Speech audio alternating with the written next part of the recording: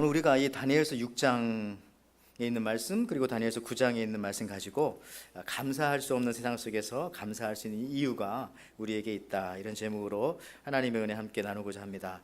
여러분은 스스로 생각하실 때에 중산층이라고 생각하십니까? 우리가 미들 클래스에 있다고 생각하십니까? 많은 사람들이 내가 미들이 되기를 원합니다. 그래서 그런지 우리 미국 시트콤에서도 보면은, 드라마에서도 보면은 미들이라고 하는 드라마가 있습니다. 한때 참 재밌게 조금 이렇게 봤던 기억도 있는데, 미국의 가장 중앙에 있는 그 스테이트인 인디애나주의 한 가정을 배경으로 해서 했던 드라마잖아요. 근데 요즘에는 아마 새로운 시즌으로 시작된 걸로 알고 있습니다. 잘 안 봐서 모르겠는데, 최근은요. 여러분, 이 중산층을 나누는 기준은 여러 가지입니다. 당신은 과연 중산층인가? 라고 물어볼 때 여러분들 이런 질문을 받으면 대부분 사람들이 좀 망설이기는 합니다. 처음에 세계 각국의 사람들이 그 중산층을 이렇게 구분하는 기준이 좀 다릅니다. 정의가 조금 다릅니다. 우리가 떠나온 조국 대한민국 같은 경우는요, 중산층의 기준을 다음과 같이 말한다고 하네요. 부채 없는 30평 아파트, 그리고 월급이 한 500만 원 정도 받아야 되고요. 자동차가 한 2000cc급 이상의 중형 자동차를 좀 타고 있어야 되고, 또 통장의 잔고가 1억 원 이상, 그리고 해외여행 1년에 1회 이상. 중산층 치고 좀 높긴 한데 그렇게 본대요. 전부 다 근데 경제적인 가치 초점을 가지고 있습니다. 근데 이제 선진국 같은 경우는 중산층을 나누는 기준이 좀 다릅니다. 옥스퍼드 대학에서 제시한 영국 중산층의 기준은 이런 겁니다. 첫째, 페어플레이를 할 것. 두 번째, 자신의 주장과 신념을 가질 것. 세 번째, 나만의 독선을 지니지 말 것. 네 번째, 약자를 두둔하고 강자에게 대해서는 대응할 것. 또 불의, 불평, 불법에 대하여 의연히 대처할 것. 이렇게 할 수 있는 사람이 중산층이라고 영국 옥스퍼드 대학에서 얘기했어요. 프랑스도 크게 다르지 않습니다. 프랑스의 풍피두 전 대통령은요, 그분이 정한 중산층은 이런 겁니다. 프랑스에는 이런 사람들이 중산층이다 할 때, 첫째, 외국어 하나 정도 구사하여서 폭넓은 세계 경험을 갖출 것. 두 번째는 한 분야 이상의 스포츠나 악기를 다룰 수 있을 것. 그리고 남들과 다른 맛을 낼 수 있는 별미 하나 정도는 만들어서 손님이 올 때 대접할 수 있을 것. 그 다음에 사회봉사단체에 참여하여 활동할 것. 그리고 마지막이 좀 특이하네요. 남의 아이를 내 아이처럼 꾸짖을 수 있을 것. 이런 것도 들어갑니다. 이렇게 할 때 이게 프랑스에서는 중산층이다. 아멘이라고. 마지막으로는요, 미국 공립학교에서 가르치는 이 중산층의 기준입니다. 미국. 첫째, 자신의 주장을 떳떳이 하고, 또 사회적 약자를 도와주며 부정과 불법에 저항하고, 또 테이블 위에 정기적으로 받아보는 비평지, 저널 같은 것이, 신문이나 저널 같은 것이 늘 놓여 있을 것. 이런 정도입니다. 물론 다른 의견을 여러분들 제시할 수도 있겠지만은 이런 의견들도 있다는 것입니다. 그런데 여러분들 최근에 보면은 이 중산층, 미들 클래스하고 또 중상층, 어퍼 미들 클래스죠. 이거를 또 나누는 이야기들도 있더라고요. 이 중상층은, 즉 어퍼 미들 클래스는요, 부유층은 못 되어도 상당히 여유롭게 살아가는 그런 그룹이라고 합니다. 그래서 미국에서는 연수입이 74,875불부터 121,017불까지, 뭐 대충 통계를 내니까 그 정도의 수입이 있으면 좀 어퍼 미들 클래스, 중상층이라고 생각하고요. 또 몸에 배어 있는 라이프 스타일을 보면은 이 사람이 중산층인지 중상층인지, 미들 클래스인지 어퍼 미들 클래스인지를 알 수 있다고 하네요. 예를 들어 이런 겁니다.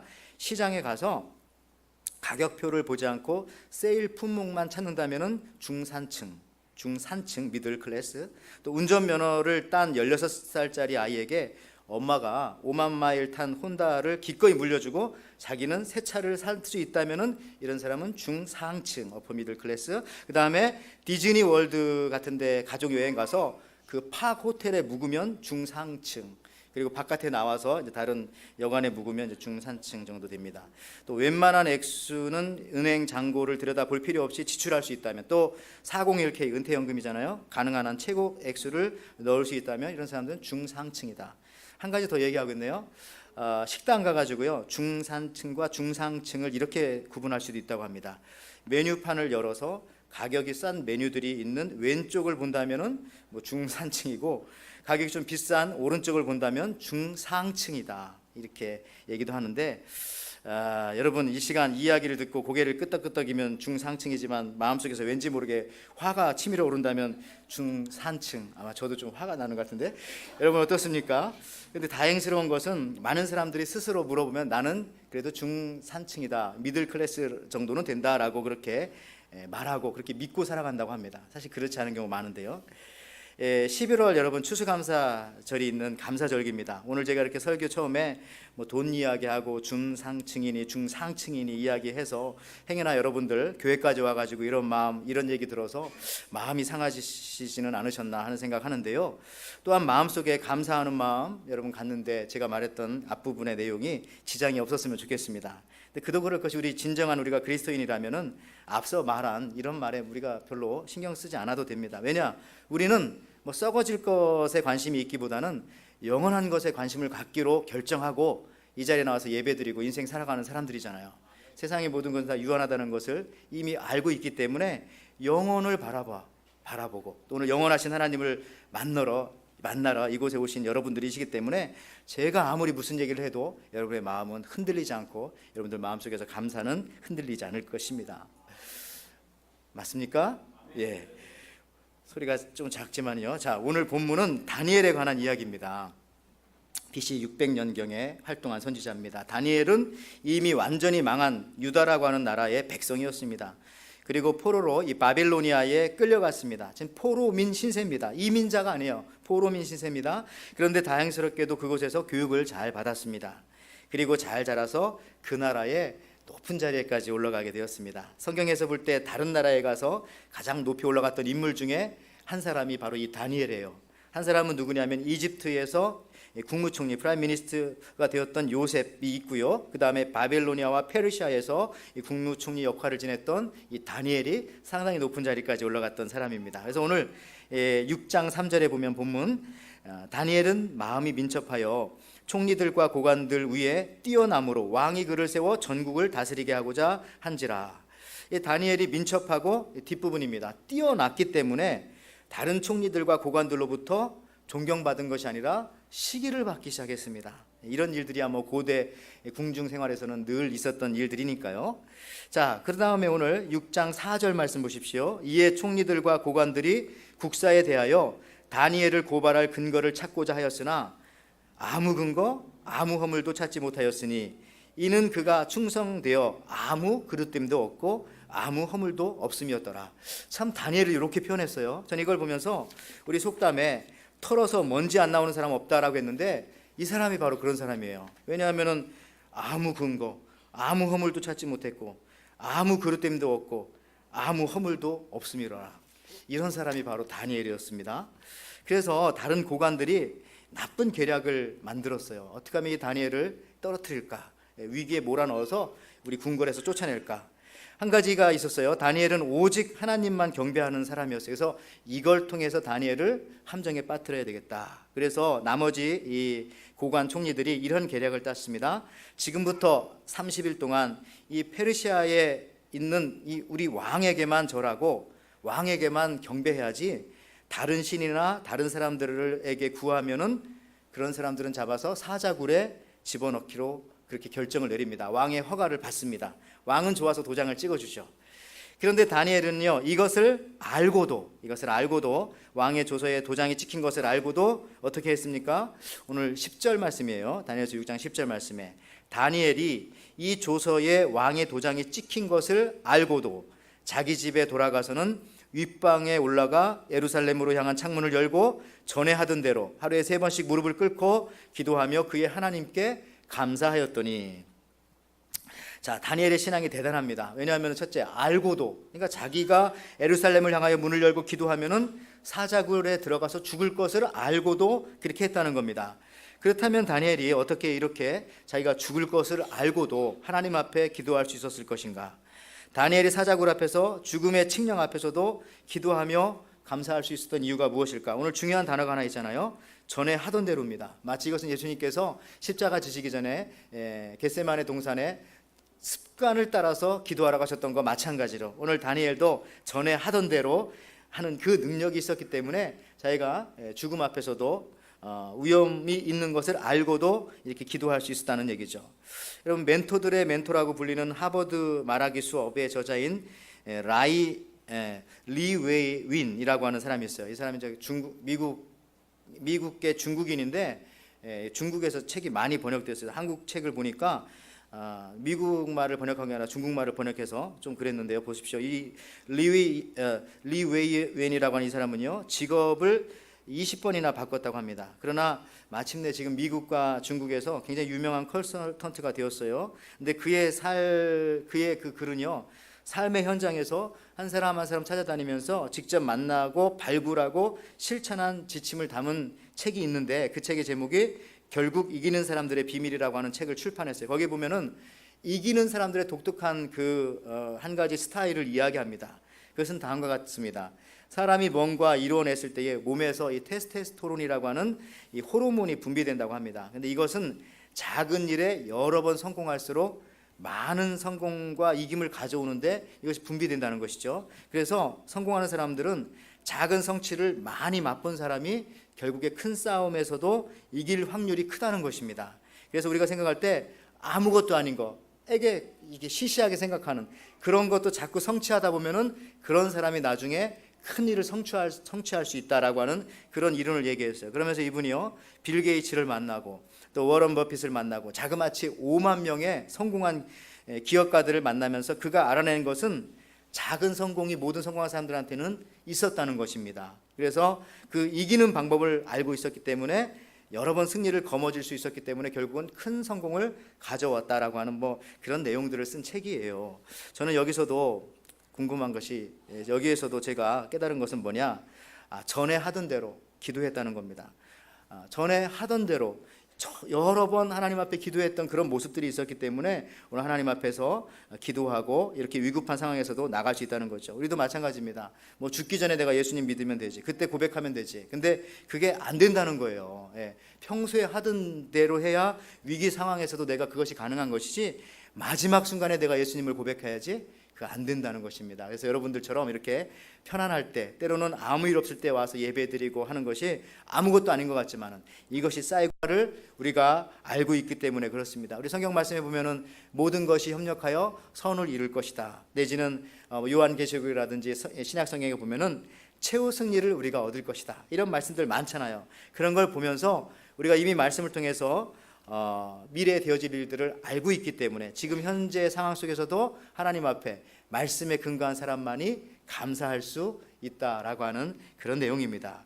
여러분, 불변하는 말씀을 붙잡은 사람은 지치지 않습니다. 그런 사람들은 포기하지 않습니다. 어떤 사람이 지하철에서 물건을 팔았는데 가방을 가지고 오더니 그렇게 말했대잖아요. 성경 여러분, 제가 팔려는 물건이 무엇인지 아십니까?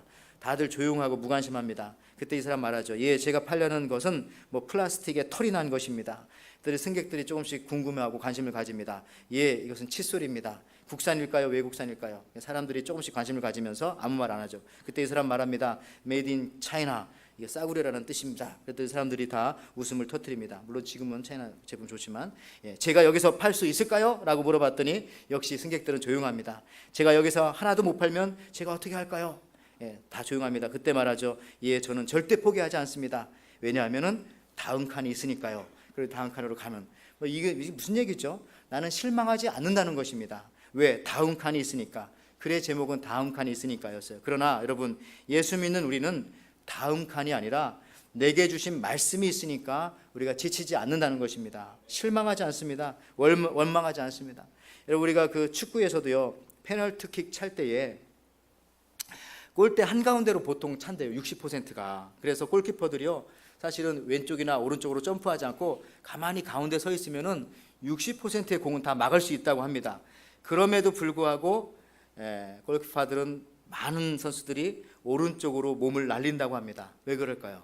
이유는 가만히 있으면 안 될 것 같아서 하는 그 불안감 때문에 그렇다는 겁니다. 실점을 하더라도 움직여야 한다는 그 어떤 강박관념, 그런 것 때문에 그렇다는 거죠. 여러분, 사람이 가장 힘들어하는 것이 뭔지 아십니까?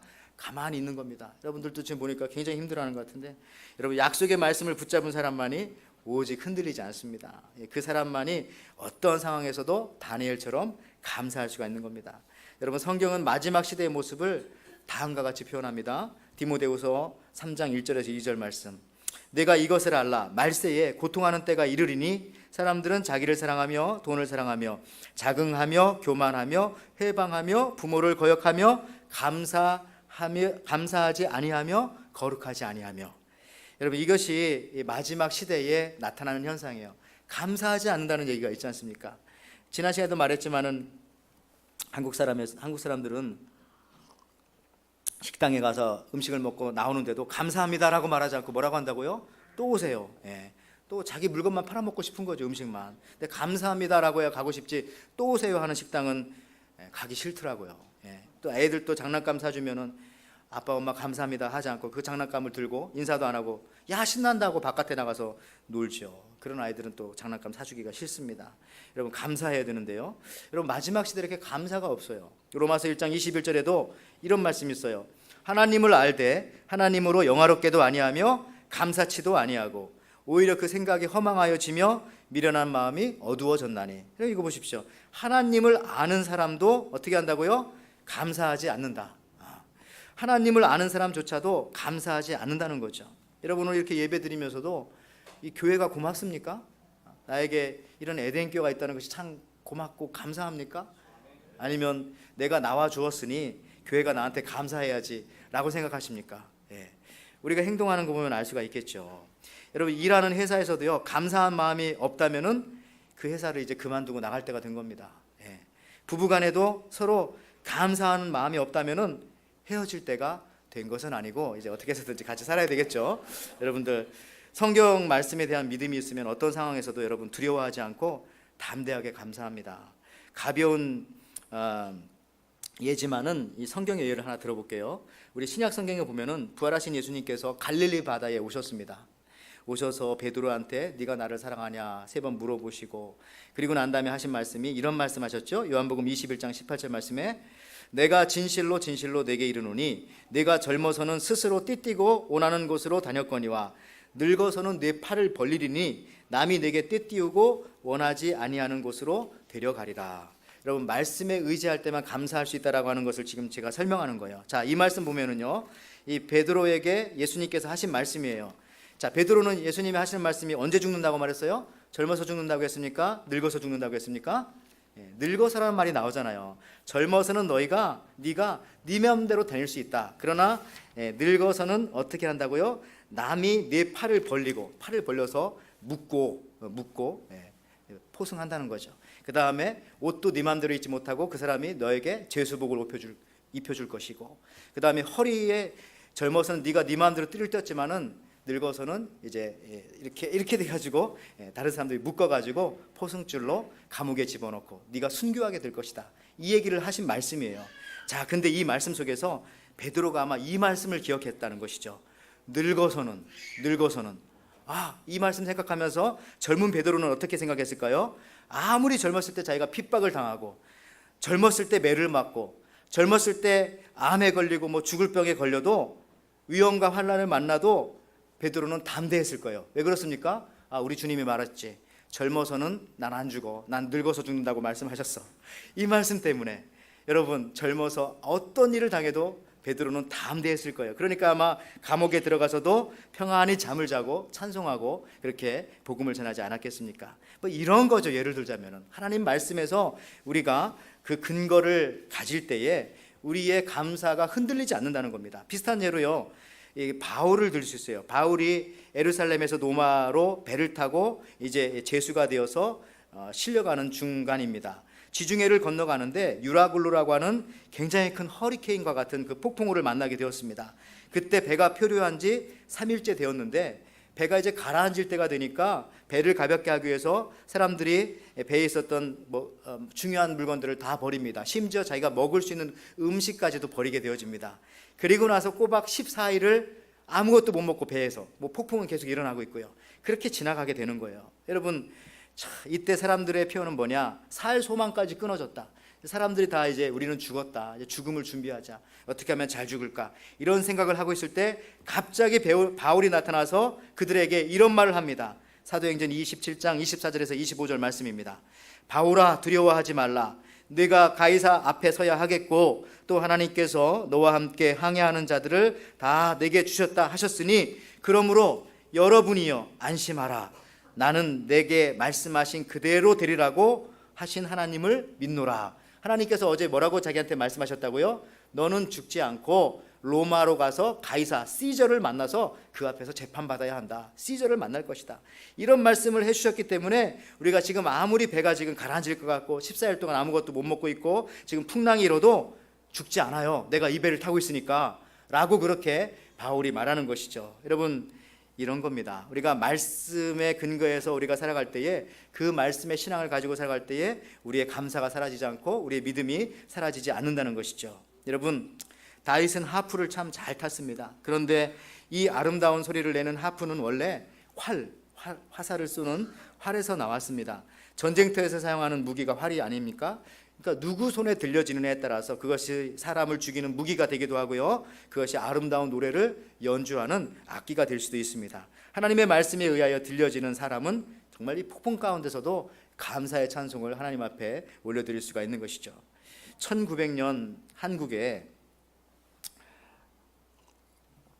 그 세브란스 병원을 세운 선교사 올리버 에비슨이라고 하는 선교사님이 있습니다. 그 당시에 이 조선에 와서 병원을 세우기 위해서 많은 기부자들을 찾았는데 그 중에 한 사람이 누구냐? 미국에 있었던 재력가였던 루이스 세브란스라는 사람입니다. 근데 이 세브란스라는 말이 굉장히 무서운 말이라고 하대요. 미국에서는 파이어 당하고 이제 해고 당할 때 쓰는 말이 세브란스라고 하던데 이름을 이렇게 졌는지 모르겠어요. 근데 이 세브란스라고 하는 이 사람이 사실은 락펠러와 함께 그 기업을 만들었던, 그 오일 컴퍼니를 만들었던 창립 멤버 중에 한 사람이에요. 돈이 많다는 얘기죠. 그래서 이 에비슨이라고 하는 선교사가 세브란스한테 이제 편지를 보내고 거기서 지원을 받습니다. 세브란스가 한 번은 1만 불, 그 당시 돈으로, 어떤 때는 2만 불, 어떤 때는 4만 5천 불을 계속 이렇게 보내줍니다. 에비슨 선교사님이 너무나 이것이 감사해가지고 세브란스에게 편지를 씁니다. 그랬더니 미국으로부터 이 세브란스에게서 답장이 왔어요. 어떻게 왔을까요? 이렇게 왔다고 합니다. 받는 당신의 기쁨보다 보내는 나의 기쁨이 훨씬 더 큽니다. 이 말이 지금도 거기 병원에 써져 있다고 하네요. 여러분, 우리의 감사의 생활도 마찬가지입니다.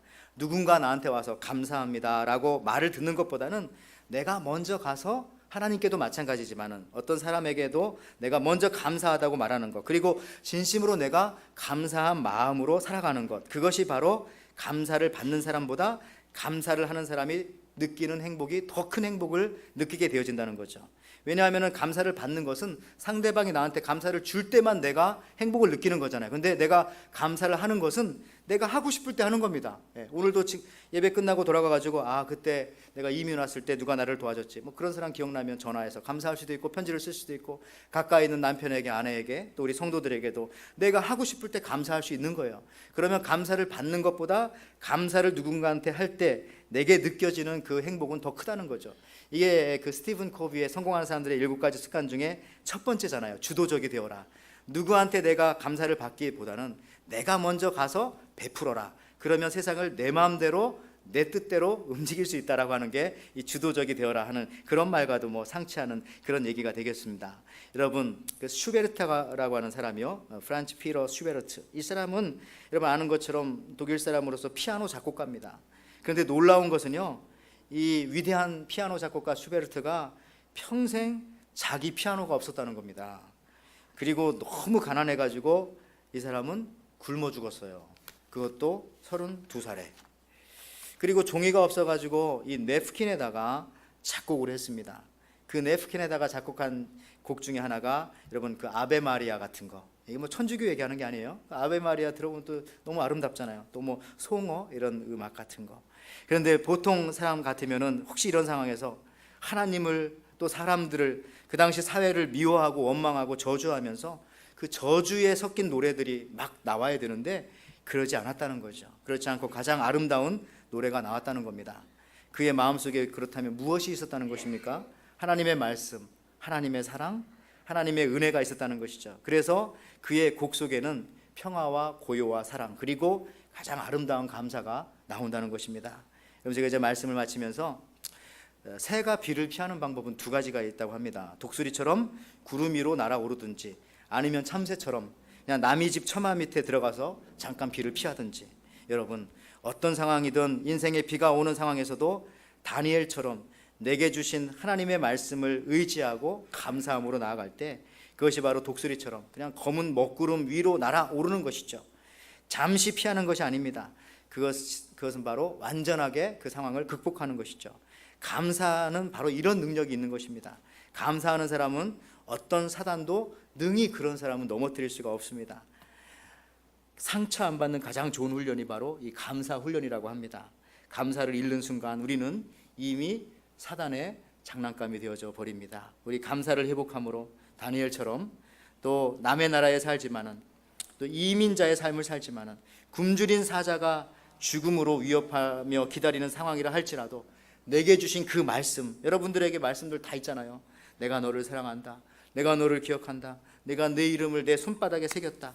이사야에 있는 말씀과 같이 내지는 네가 불 가운데로 지날 때도 내가 너와 함께 할 것이고 물 가운데 지날 때도 내가 너와 함께 할 것이고 나는 너의 선한 목자가 될 것이다. 여러분들 다 여러분들에게 주신 말씀들이 있지 않습니까? 이 말씀들을 의지하여서 항상 감사하며 살아갈 때 주의 복된 날을 더욱더 충만하게 경험하시는 저와 여러분 되시기를 주님의 이름으로 축원을 드립니다.